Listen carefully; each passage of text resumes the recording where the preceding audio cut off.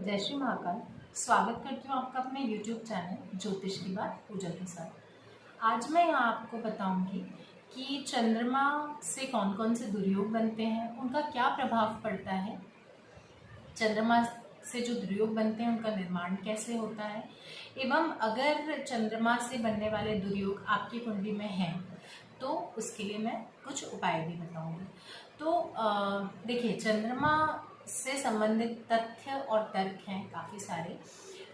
चंद्रमा की स्थिति कुंडली में अगर हमें भली भांति पता होती है तो हम व्यक्ति के मन को समझ लेते हैं, और व्यक्ति के मन को अगर कोई भी समझ ले तो इसका मतलब उसकी 40 to 50% परेशानियां अपने आप समझ में आ जाती हैं। तो देखिए, चंद्रमा का क्यों इतना ज़्यादा प्रभाव पड़ता है मानव जीवन पर, क्योंकि चंद्रमा जो है वो पृथ्वी के सबसे करीब ग्रह है। चंद्रमा जो है वो उनकी जो गति है वो बहुत तेज़ है। 2.25 दिन में वह अपना राशि परिवर्तन कर लेते हैं। चंद्रमा मनसो जाता, चंद्रमा जो है वो मन के समान है। चंद्रमा माँ के कारक हैं, चंद्रमा सुखों के भी कारक हैं। और चंद्रमा अगर आपकी कुंडली में किसी भी तरह से पीड़ित हो रहे हैं, इसका मतलब यही हुआ कि कुंडली जो है वो कमज़ोर है। भले ही व्यक्ति की कुंडली में 5 राजयोग लगे हों, 6 राजयोग लगे हों, या कितने भी राजयोग हों, लेकिन अगर चंद्रमा किसी भी तरह से पीड़ित है तो व्यक्ति का मन पीड़ित हो जाएगा। मन पीड़ित हो जाएगा तो ना तो किसी राजयोग का उसके ऊपर अच्छा प्रभाव पड़ता है और ना ही कोई भी दुर्योगों का। क्योंकि देखिए, अगर हम जैसे कंपेयर करें, जिसके अगर चंद्रमा पीड़ित हैं तो वो 70 to 75% काफ़ी सारी परेशानियों से घिरे रहते हैं। क्यों? क्योंकि मन यहाँ पे खराब है, मन खराब है, उसका मन पे कंट्रोल नहीं रहेगा, उसके गलत निर्णयों की वजह से वो बहुत से काम अपने बिगाड़ लेगा।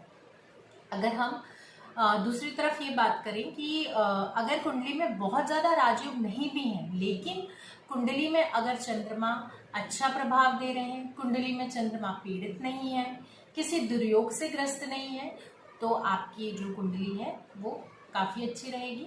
और 70% आप देखिए, 30% तो व्यक्ति वैसे भी किसी न किसी वजह से परेशान होता है। लेकिन अगर हम कंपैरिजन करेंगे जिनकी कुंडली में चंद्रमा से ग्रसित योग हैं, चंद्रमा गलत प्रभाव दे रहे हैं, खराब प्रभाव दे रहे हैं, तो उनकी कुंडली से अगर कंपेयर करेंगे तो जिसमें नहीं है चंद्रमा से पीड़ित, वो कुंडली ज़्यादा अच्छी होगी। तो चंद्रमा से बनने वाले काफ़ी सारे दुर्योग हैं, पहले मैं आपको उनके नाम बता देती हूँ। जो चंद्रमा से दुर्योग बनता है, जो सबसे ज़्यादा कष्टकारी होता है, वह है केमद्रुम। केमद्रुम नामक दुर्योग बहुत ज़्यादा कष्टकारी होता है। ग्रहण योग भी होता है, जो चंद्रमा राहु और केतु से ग्रसित हो जाए, राहु केतु के साथ बैठ जाए, राहु केतु की दृष्टि हो तो भी चंद्रमा ग्रहण में आ जाता है और चंद्रमा कुंडली में ग्रहण योग बनाते हैं। फिर हम बात करते हैं चंद्रमा शनि की युति हो जाए, शनि की दृष्टि चंद्रमा पर पड़ जाए, तो इस योग को कहते हैं विष योग। एवं चंद्रमा अगर पक्ष बल से कमजोर है, पक्ष बल से मतलब कृष्ण पक्ष के चंद्रमा है अष्टमी तक के, या शुक्ल पक्ष के चंद्रमा है अष्टमी तक के, तो ये चंद्रमा भी पक्ष बल से पीड़ित रहते हैं, कमजोर हो जाते हैं, कुंडली आपकी कमजोर हो जाती है। उसके बाद बात करें, चंद्रमा नीच राशि में है, मतलब चंद्रमा की जो नीच राशि है वो वृश्चिक राशि है। अगर चंद्रमा अपनी नीच राशि में है तब भी चंद्रमा अच्छा प्रभाव कुंडली में नहीं देंगे। हालांकि जो ये मैं आपको दुर्योग बता रही हूँ, इनका भंग भी होते हैं ये, लेकिन दुर्योगों का भंग होना बिल्कुल वैसा ही है जैसे अगर बारिश हो रही है और आपने छाता लगा के रखा है पर बारिश तो हो ही रही है ना।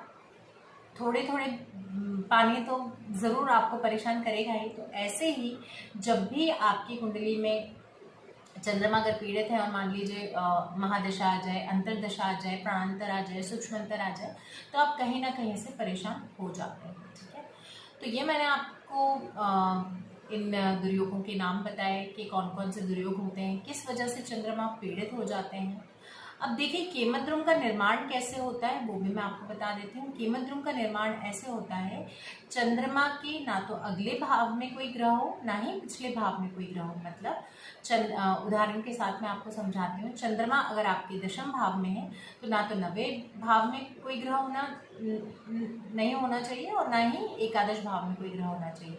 तो ये कुंडली केमद्रुम से पीड़ित हो जाएगी। अब केमद्रुम क्या करते हैं आपके जीवन में, आपकी कुंडली पे क्या प्रभाव डालते हैं, इसको वैसे ही समझिए। जब मन पे अगर किसी चीज़ का कंट्रोल ना हो, मन अगर किसी भी तरह से नियंत्रण में ना हो, तो आपका जीवन सही मार्ग पे नहीं जाता, सही दिशा नहीं मिल पाती जीवन को। आप अपने गलत निर्णयों की वजह से आप पा तो सब कुछ लेते हैं लेकिन उसको गवा भी देते हैं। केमद्रुम में यही होता है कि सिर्फ ये नहीं होता कि आपकी चीज़ें आप गवा दो, ठीक है, आप पहले उसे पाओगे। मतलब इसमें एक पॉजिटिविटी भी है कि पहले आप उसको पाएंगे, उसके बाद उसको गवाएंगे, ठीक है। अगर हम बात करें, अगर लग्न में ही केमद्रुम बन गया, लग्न में कैसे बनेगा? लग्न ना तो आपके 12वें भाव में कोई ग्रह होना चाहिए, ना ही आपके दूसरे भाव में कोई ग्रह होना चाहिए, ठीक है। और चंद्रमा लग्न में बैठे हैं तो आप समझिए कि आपकी लग्न जो है वो केमद्रुम दुर्योग से पीड़ित हो जाएगी। अब लग्न क्या? लग्न आपका व्यक्तित्व है।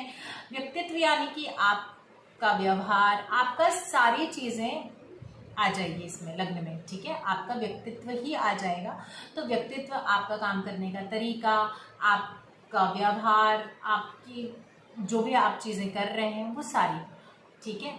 अगर व्यक्तित्व पीड़ित हो गया तो आप किसी भी तरह से किसी भी चीज का सुख नहीं ले पाएंगे, ठीक है। क्योंकि देखिए अगर एक व्यक्ति मन से ही पीड़ित हो जाए, पूरी तरह से पीड़ित हो जाए, तो आप समझिए वो क्या करेगा? वो कुछ नहीं कर सकता। हमेशा उसको किसी न किसी बात की टेंशन रहेगी, किसी न किसी बात को कर भी लेगा पर वो खराब हो जाएगा वो, ठीक है। अब अगर हम बात करें दूसरे भाव की, तो दूसरा भाव है धन भाव। आपको धनार्जित करने में दिक्कतें आने लगेंगी, ठीक है। आपकी वाणी खराब होने लगेगी क्योंकि दूसरा भाव आपकी वाणी का है। ऐसे ही वो जिस भी भाव में होगा, जैसे कि मैंने आपको भावों का बताया है, भाई तीसरे भाव में अगर बन रहा है तो आप पराक्रम, हो सकता है आपको चंद्रमा पराक्रम करने ही ना दें, आपको पुरुषार्थ करने ही ना दें, है ना। तो ये सब दिक्कतें होती हैं और आप अगर कर भी लेते हैं तो आपको उतना अच्छा रिजल्ट ना मिल पाए। चतुर्थ में है तो आप अपने सारे सुख पाके गवाएंगे। आप चतुर्थ जो भाव है वो प्रॉपर्टी से रिलेटेड है, वो लैंड से रिलेटेड है ना। तो आपकी सुख सुविधाओं से रिलेटेड है, आपके सुखों से रिलेटेड है। तो ये सारी चीजें आप पाकर अपने गलत निर्णयों की वजह से आप इसको गवा देंगे, ठीक है। ऐसे ही आप सारे भावों में, यानी कि जितने भी 12 भाव हैं उनमें इसको जोड़कर आप देख सकते हैं। केमद्रुम की बात हो गई। केमद्रुम में यही है कि आप पाकर चीजों को गवा देंगे। अब मैं बात करती हूँ ग्रहण योग की। ग्रहण योग में क्या होता है? ग्रहण एक तो राहु और केतु लगाते हैं, चंद्रमा के साथ बैठ जाते हैं तो। हाँ, और एक चीज और, केमद्रुम अगर है, केमद्रुम अगर राहु केतु है, मान लीजिए केमद्रुम योग बन रहा है आपकी कुंडली में और राहु केतु या सूर्य है, तब भी ये केमद्रुम कहलाएगा। जैसे कि लग्न में अगर चंद्रमा बैठे हैं और 12th हाउस में राहु है, या 12th हाउस में केतु है, या 12th हाउस में सूर्य है, क्योंकि सूर्य से जो है चंद्रमा वो अस्त हो जाते हैं, ठीक है। तो और राहु केतु छाया ग्रह है, तो भी ये केमद्रुम ही कहलाएगा। अब मैं बात करती हूँ यहाँ पे ग्रहण योग की। ग्रहण योग में क्या होता है? जो राहु और केतु हैं, राहु केतु एक तो आपको भ्रामक कर देते हैं, ठीक है। आप भ्रमित हो जाते हो। भ्रमित होने के साथ साथ आप अपनी चीज़ों को अच्छे से नहीं कर पाते, आप अपने काम नहीं कर पाते, आप निर्णय नहीं ले पाते। हमेशा किसी न किसी बात की टेंशन आपको रहती ही है। हमेशा आप सोचते बहुत ज़्यादा हो। अगर चंद्रमा और केतु की युति हो जाए तो ऐसा व्यक्ति अनर्गल सोचने लगता है।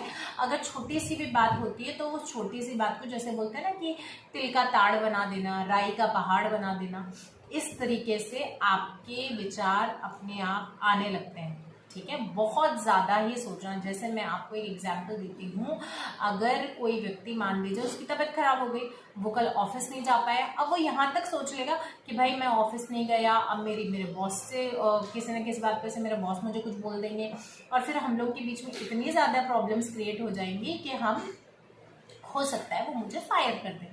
ठीक है, ये मैं आपके सोचने का तरीका बता रही हूँ। अगर मान लो छोटी सी एक फुंसी हुई, ठीक है, या छोटी सी एक गांठ हुई, अब आप उसको यहाँ तक लेके चले जाओगे क्या मुझे कहीं कैंसर ना हो जाए। अगर आपके चंद्रमा पीड़ित हैं, ग्रहण से पीड़ित हैं, तो आपके जो विचार होते हैं वो इतना ज्यादा आप सोच लेते हो और बुरा सोच लेते हो, अच्छा नहीं बुरा सोच लेते हो। ठीक है, ऐसे ही हम अगर और ग्रहण योग में क्या होता है, अगर आप अपने काम तो कर लोगे, आप क्या बोलते हैं अपना, जैसे कि पराक्रम आप कर लेंगे, ठीक है, आपने पराक्रम कर लिया, पर आप उसको जब आपको रिजल्ट मिलने का टाइम आएगा ना, तो वो रिजल्ट आपके फेवर में नहीं आएगा। आप कुछ ऐसा डिसीजन ले लोगे कि वो आपको अगर फायदा भी हो रहा होगा तो वहां से नुकसान हो जाएगा। अब हम बात करते हैं चंद्रमा और शनि की युति के बारे में। ये क्या कहलाता है, ये विष योग कहलाता है। इसमें क्या दिक्कत आती है, इसमें ये दिक्कत आती है, अगर जैसे आपके ये दूसरे भाव में है या लग्न में ही है, तो आपके ये कामों को लेट कराने लगता है, यानी कि आपका काम, जो काम आपका 4 दिन में होना था उस काम को आपके 15 दिन लग जाएंगे, जो काम आपका महीने भर में होना था वो काम आपका 2 महीने बाद होगा। अगर व्यक्तित्व में है मतलब लग्न में है, तो ये सारी ही चीजों को खराब करने लगेंगे। दूसरे भाव में है तो धन से रिलेटेड दिक्कतें लाने लगेंगे। पराक्रम भाव में है तो पुरुषार्थ तो आप करोगे, पर जो चीज आपको पुरुषार्थ करने पे 4 दिन में मिल रही थी, उस काम के लिए आपको 40 दिन लग जाएंगे। तो ये चंद्रमा शनि की युति चीजों को देरी से दिलाती है। ठीक है, आप देर से चीजों को प्राप्त कर पाते हैं। अब हम बात करें अमावस्या योग की, तो भी यही चीजें आएंगी। देखिए क्या होता है कि चंद्रमा अगर पीड़ित तो मन पीड़ित, मैंने आपको ये चीज पहले ही बताई थी। ये स्थितियां बनती हैं केमद्रुम में भी। केमद्रुम में तो यही होता है कि आप प्राप्त कर कर उसको चीज को गवा देते हो।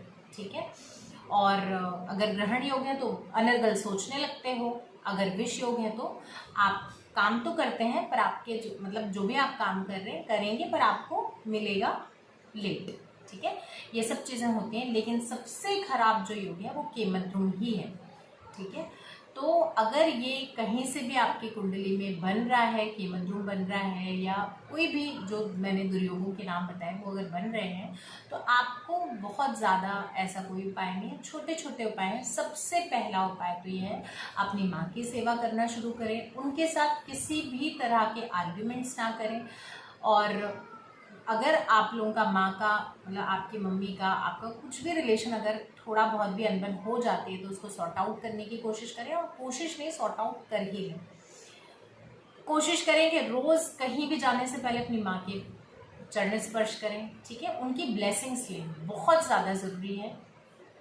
और शिव, अगर आप शिव जी को जल चढ़ा सकते हैं बेस्ट है, उसमें गंगा जल आप मिला के चढ़ाएंगे तो हर तरह का आपके जो दोष हैं वो आपके खत्म होने लगेंगे। देखिए दोष खत्म नहीं होते, क्योंकि दोष तो खत्म नहीं होंगे, लेकिन जो नेगेटिविटी आ रही है आपके अंदर वो नेगेटिविटी पॉजिटिविटी में बदल जाएगी। क्योंकि देखो ऐसा होता है कि परेशानियां तो आती हैं, सबके जीवन में आती हैं, पर सबका एक सोचने का तरीका होता है, रहने का तरीका होता है। जैसे कि मैं आपको एक एग्जांपल से बताती हूँ, एक राजा है और एक नॉर्मल व्यक्ति है। ठीक है, अब राजा से मतलब काफी पैसे वाला है। ठीक है, अब उसको अगर आप 56 भोग भी रख दोगे तो भी वो ये बोलेगा कि यार आपने वो चीज नहीं बनाई। और एक नॉर्मल है, उसको रोटी चटनी या रोटी सब्जी भी दे दोगे तो उसको ये नहीं लगेगा कि वो नॉर्मली खा लेगा। तो यहाँ मन की ही बात हो रही है ना, तो यही डिफरेंस है। और मैंने आपको, हाँ, शिव जी को आप गंगा जल मिला के जल में, तो वो गंगा जल के समान हो जाएगा, वो चढ़ाएं। आप अगर कर सकते हैं तो रुद्राष्टक का पाठ करें, अगर आप कर सकते हैं तो शिव तांडव स्तोत्र का पाठ करें। अगर आपको संस्कृत नहीं आती है तो शिव तांडव स्तोत्र को आप अपने भगवान के वहाँ जाके दिया लगा के और उसको सुनें। तो इससे भी आपका जो ये दुर्योग है कुंडली में, वो आपको जो खराब परिणाम दे रहे हैं वो उनमें कमी आने लगेगी। ठीक है, तो हर एक दुर्योग के लिए आप शिव जी की पूजा और अपनी माँ का सम्मान करें।